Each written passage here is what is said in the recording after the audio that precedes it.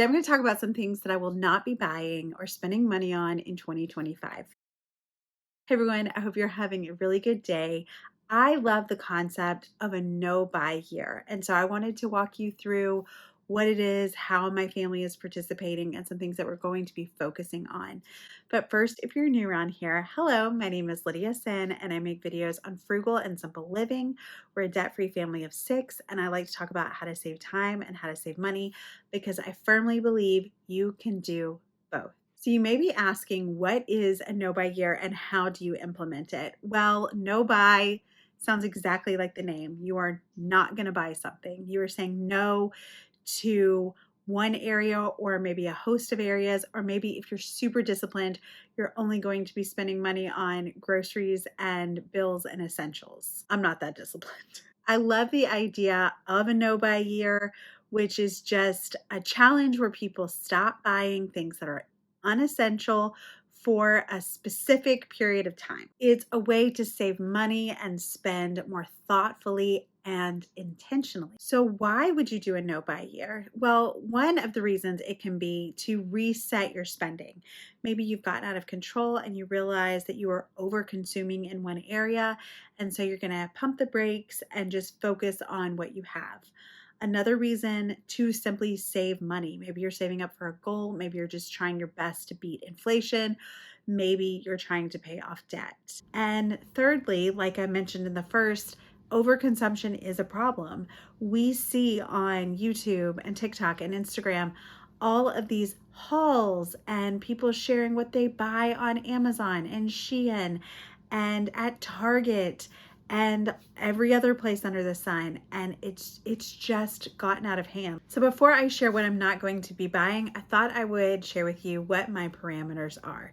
So first, define the time period. How long am I going to go without buying these items? Is it for a season? Is it for the entire year? What is my duration? So if this is something that you're considering doing, choose a time frame. Number 2, define what your necessities are. So for me, I'm not cutting out spending entirely. I'm just not going to buy things that I don't view as particularly essential during this time in my life. Next, determine your no buy categories. And I've got a few, but maybe it's an area where you're just spending too much. So way back, I think in 2018, I decided I wasn't going to buy any clothing other than like a new bathing suit and underwear. And I don't think I bought a new bathing suit, but I just realized that I was buying clothes without thinking about it. And now I buy almost exclusively from the thrift store. And most of what I own is not from the thrift store. I do have a few exceptions, but most of it is at least 3, 4, 5 years old. So we know that if we are too rigid, we will break. And so having some flexibility, knowing that there are things that you are going to splurge on, there are treats you are going to allow yourself to have. For me, it's Olipop. With a recess packet, do you know about recess? It's like magnesium and L-theanine and all sorts of other stuff that's supposed to reduce stress and help you relax because your girl don't sleep. What? I want to desperately. But you may say, you know what? I need new workout clothes this year. And so while I'm doing a no clothing challenge, I do need to buy better sports bras. Or I'm not buying any just frivolous shoes. Instead, I'm going to focus on sensible work shoes. Or I'm not going to buy any coffee mugs this year, but I will allow myself to try different blends of coffee that I see. So don't be so rigid that you break. And then finally, understand that you may slip up and have a plan on what you're going to do if you do, and learn to forgive yourself and give yourself grace. Okay, so let's move on to my no buy of 2025. And I do realize that I'm late to the game. It is almost March and I'm just now getting around to making this video. I've had the notes on my computer since December 30th. But my life caught on fire at the end of December. So anyway. Okay, so the number one thing is no new tech unless something breaks, and then no new tech on top of that. And let me explain what that means. Now, I had one exception to that, and I already bought it. I've never been an early adopter I am not anti-technology. I've been going to school to get a cybersecurity degree for 2.5 years, so I'm obviously not anti-technology. But I I don't want to go overboard, and I feel like my family has kind of leaned in that direction. I was setting up a Wi-Fi filter recently, and I had to go through and check all of the devices we own, and I thought, why on earth do we own this many things? What are we doing with them, and why do we need them? And I don't feel like they were particularly excessive. My kids don't have tablets. Um, my kids don't have phones, but it still just seemed like there were a lot of devices hooked up to our Wi-Fi. And so we just decided we're going to take a break and not be buying any new things, with the exception of we did buy an iPad. We've had two iPads in the past. They lasted forever and then got to the point where they were just broken from use. And so I did buy a refurbished one recently, and I had actually been planning on buying it for almost a full year, but I was waiting for the one that I wanted to get to the price that I wanted it to get to. And, of course, I paid cash for it. That's not really an exception, simply because it is a pre-planned thing, but no new phones, no, nothing. No, I don't need a new computer. My camera that I use forever is kind of on the fritz, but I'm like, we'll wait until down the road. So no new technology. Maybe if something breaks, we'll replace it, but probably not. I use phones forever. My last phone was like an iPhone 8, and then I upgraded to a refurbished 13. I always buy my tech refurbished.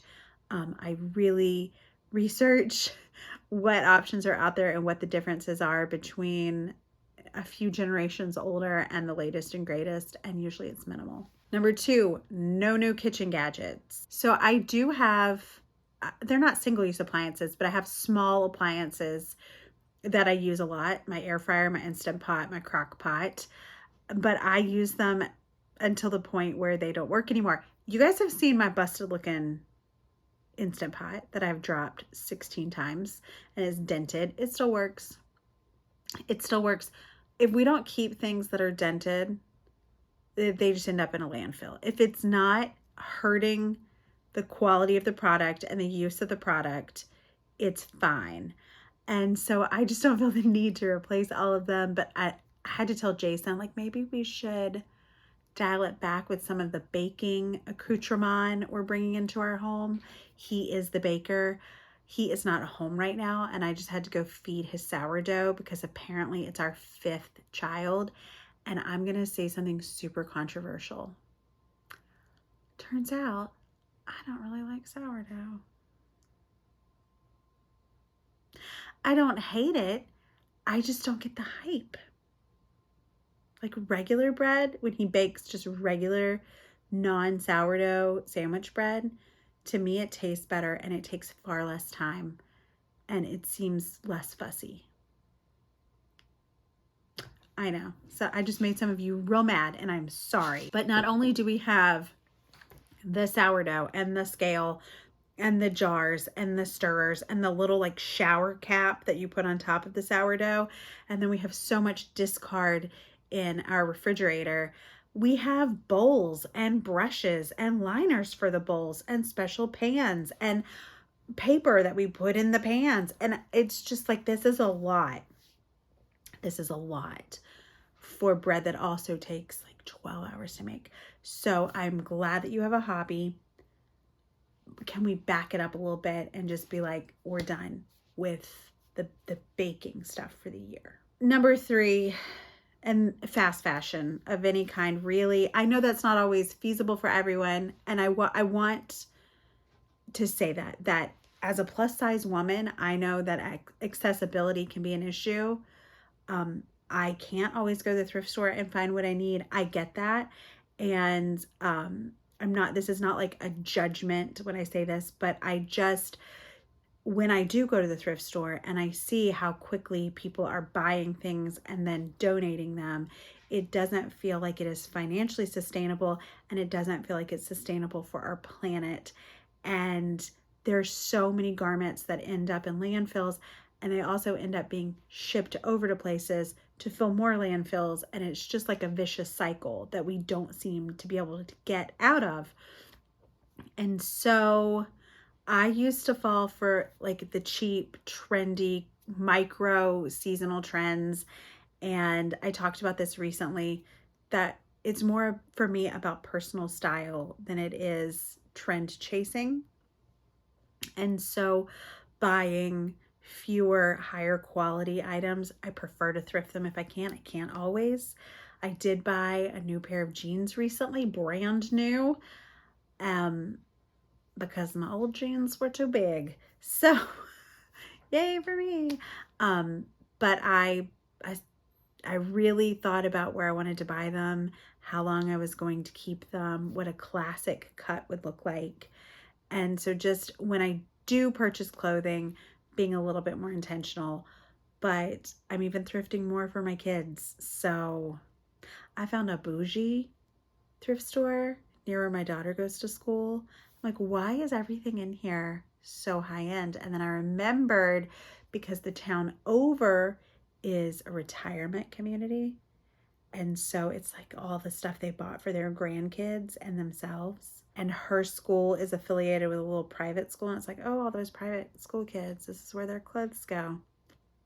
More for me. Thank you for the $3 Uggs. Next is rotating, or I should say eliminating subscriptions. So I'm not going to be doing any new subscriptions, and I'm going to be cycling through the ones that I have.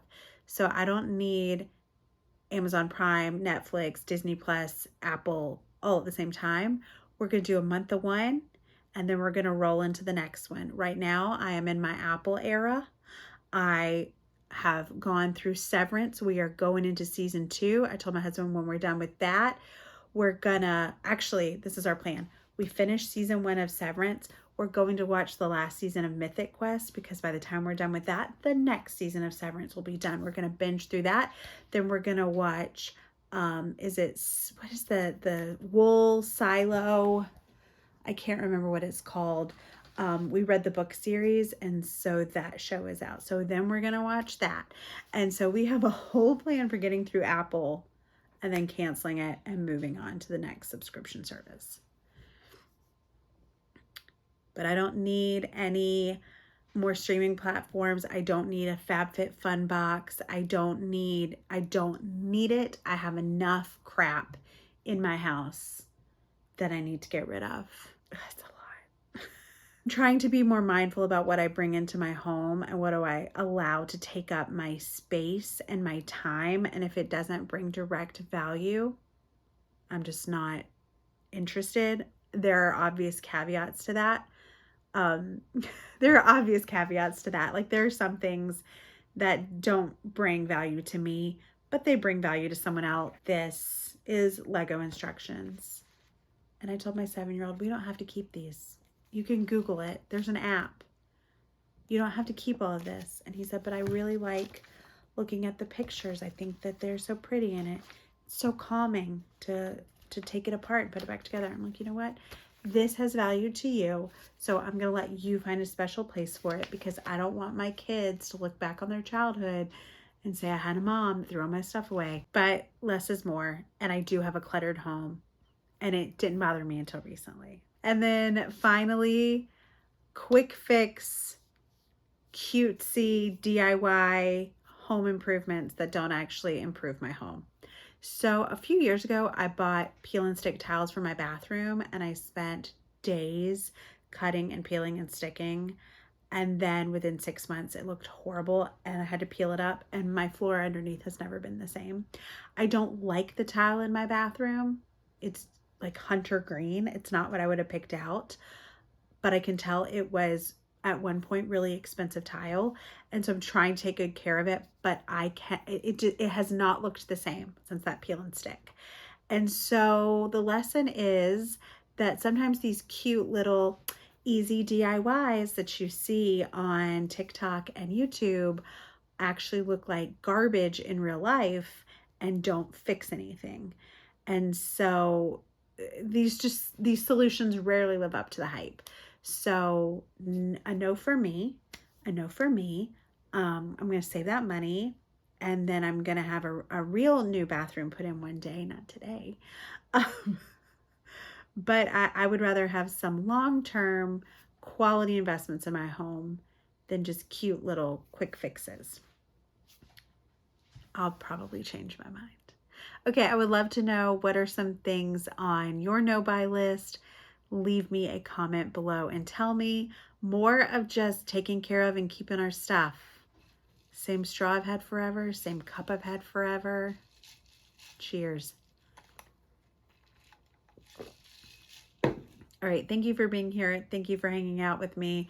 What would you put on your no buy list? Leave me a comment and tell me, and we'll talk soon.